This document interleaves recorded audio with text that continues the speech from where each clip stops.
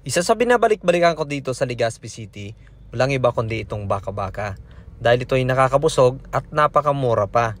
Sa halagang 10 pesos ay pwede ka nang kumain ng baka-baka. One of the best street food na dapat mong matry dito sa Legazpi City.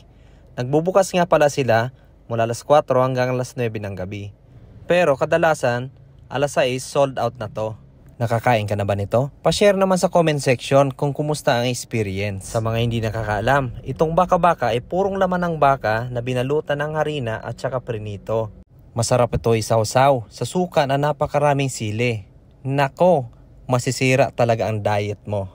Located nga pala to sa T. Alonso Street, Orosite, Legazpi City, sa harap ng Ellis Barbershop at malapit sa Bichara Mall.